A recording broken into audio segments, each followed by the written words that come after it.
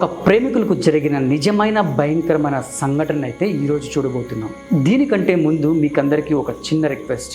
ఏం లేదండి, వీడియో నచ్చితే లైక్, షేర్, సబ్స్క్రైబ్ చేయండి. అలాగే నేను చెప్పబోయే ఈ భయంకరమైన సంఘటన గురించి కింద కామెంట్లు తెలపండి. This is episode 5 of horror series. నేను మీ ప్రిన్స్ విజయ్ని. Welcome to shoot and show YouTube channel.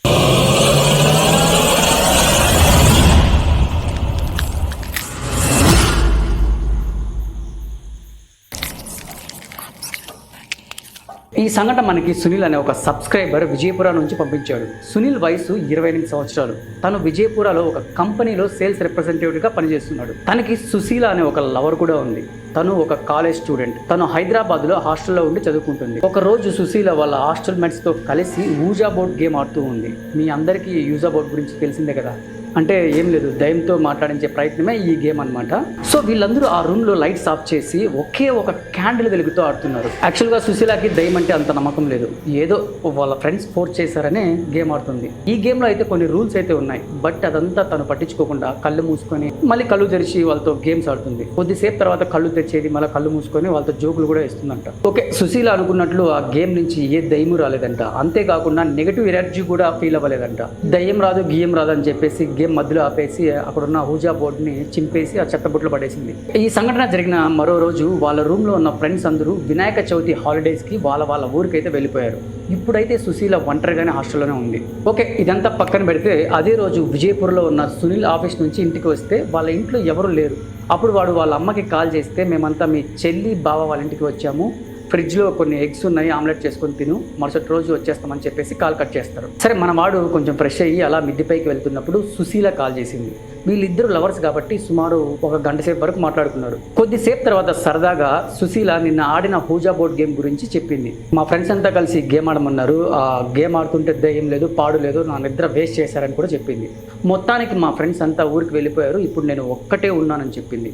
అప్పుడు సునీల్ సరే నేను వీడియో కాల్ చేయనా, మాట్లాడుకుందాం అని చెప్పాడు. సుశీల ఓకే అని చెప్పి కాల్ కట్ చేసింది. మనోడు మిద్దిపై నుంచి కిందకు వచ్చేటప్పుడు కొంచెం కాలు జారి కింద పడ్డాడు. అప్పుడు వాళ్ళ ఇంటి డోర్ దగ్గర ఎవరో నిలబడినట్టు అనిపించింది. కళ్ళు నలుపుకుంటూ మళ్ళీ సరిగ్గా చూశాడు. అక్కడ చూస్తే ఎవరు లేరు. ఏమోలే, నీడలే అనుకొని ఇంటి లోపలికి వెళ్ళి తన బెడ్రూమ్ మీద కూర్చొని వీడియో కాల్ చేస్తాడు సునీల్. అటువైపు నుంచి సుశీల వీడియో కాల్ అటెంప్ట్ చేస్తే ఆ వీడియోలో మొత్తం చీకటిగా ఉంటుంది. బట్ ఒక చిన్న క్యాండిల్ లైట్ వెలుగులో సుశీల బెడ్ మీద పడుకుని ఉంటుంది. హే, ఏం నీ రూమ్ అంతా చీకటిగా ఉంది అని అడిగితే ఆ మాటకు సుశీల ఏం చెప్పిందంటే, అన్ టైంలో లైట్స్ ఆన్లో ఉంటే హాస్టల్ వార్డెన్ తిడతారు, అందుకే లైట్స్ అన్నీ ఆఫ్ చేసి పడుకున్నాను అని చెప్తూ, ఏంటి నీకు భయంగా ఉందా అని అడిగింది. లేదు, ఊరికే అడిగానని చెప్తాడు. సరే, ఇంకేంటి, తిన్నావా, నువ్వు వెళ్ళలేదా ఊరికి, నిజంగా నేను చాలా మిస్ అవుతున్నాను, ఇప్పుడు నేను నీ పక్కనే ఉంటే ఎంత హ్యాపీగా ఉండునో అంటూ కొంచెం రొమాంటిక్గా మాటలు కలిపాడు. ఇంతలోనే సుశీల టాపిక్ డైవర్ట్ చేసి, నీకు ఒక విషయం చెప్పనా, మొన్న అర్ధరాత్రి ఏం జరిగిందంటే మా ఫ్రెండ్స్ నిద్రలేచి కళ్ళు పెద్ద చేసి ఇలానే చూస్తుంది నన్ను అంటూ చెప్పుకొచ్చింది. బేసిక్గా సునీల్కి దయ్యం అంటే కొంచెం భయమే. ఈ వీక్నెస్ పాయింట్ తెలుసుకున్న సుశీల ఏదో దయ్యం కథలు చెప్పి భయపెట్టేస్తుంది సునీల్ని. అప్పుడు సడన్ గా సునీల్ వాళ్ళ ఇంట్లో నుంచి ఏదో పడినట్లు శబ్దం వినపడింది. అప్పుడు సునీల్, ఏంటి ఆ శబ్దం, ఎవరో ఇంట్లో ఉన్నట్టుగా అనిపిస్తుంది అని అనుకునే లేకపోయే కొద్దిసేపు తర్వాత ఇంట్లో కరెంట్ పోతుంది. వెంటనే సునీల్ మొబైల్ బ్రైట్నెస్ని పెంచి శబ్దం వచ్చిన స్థలానికి వెళ్ళి చూస్తే అక్కడ ఫ్రిడ్జ్లో ఉన్న గుడ్లన్నీ కింద పడిపోయి ఉన్నాయి. దాని లోపల ఉన్న తెల్ల సొన మాత్రం నల్లగా కనబడుతుందంట. అప్పుడు సడన్గా వీడియో కాల్లో సుశీల అరిచింది. ఏమని మొబైల్ తిప్పి చూస్తే తను నవ్వుతా ఉందంట. ఇదంతా చూస్తున్న సుశీల వాడి భయాన్ని చూసి మళ్ళీ నవ్విందంట. అప్పుడు సడన్గా సుశీల పక్కన ఏదో ఒక నల్లగా చూసినట్లు సునీల్కి కనిపించిందంట. వెంటనే సునీల్ అరిచి, మేమే పక్కన చూడు ఏదో ఉందన్నాడు. సుశీల తిరిగి చూస్తే అక్కడ ఎవరు లేరు. ఆ నల్ల రూపం మాయమైపోయింది. ఏంటి సార్, ఇంతసేపు నేను నిన్ను భయపెట్టించా అని ఇప్పుడు నువ్వు నన్ను భయపెట్టిస్తున్నావా అని అంటుంది సుశీల. దానికి సునీల్, లేదు నిజంగా చూశాను, నన్ను నమ్ము అన్నాడు. అప్పుడు సుశీల రూమ్ వెనక నుంచి గట్టిగా ధబ్ అని శబ్దం వినిపిస్తుంది. ఏంటి ఆ శబ్దం అని అక్కడికి వెళ్ళి క్యాండిల్ లైట్ వేసుకొని చూస్తే అక్కడ హూజా బోర్డ్ కింద పడి ఉంది. అది చూసిన వెంటనే సుశీల షాక్ అయింది. ఎందుకంటే నిన్ననే ఆ సుశీల ఆ బోర్డును చింపేసి చెత్తబుట్టలో పడేసింది. కానీ ఇప్పుడు చూస్తే అదే బోర్డు మొత్తం కొత్తగా ఉంది. ఈ విషయాన్ని సుశీల సునీల్కి చెప్పింది. అప్పుడు సునీల్ సరేలే మేబీ అది వేరే బోర్డే ఉండొచ్చులే అని చెప్పాడు. కానీ సుశీల లేదు అది ఇదే బోర్డు, ఇక్కడ ఒక మార్కు ఉంది, ఆ బోర్డుకి కూడా అదే మార్కు ఉందని చెప్పింది. నాకు ఖచ్చితంగా తెలుసు అని చెప్పింది. అలా సునీల్కి చెప్తున్నప్పుడు సుశీలకి ఇంకొక చెవిలో ఎవరో గొరిగినట్టు అనిపించింది. దానికి భయపడి తిరిగి చూస్తే అక్కడ ఎవరూ లేరు.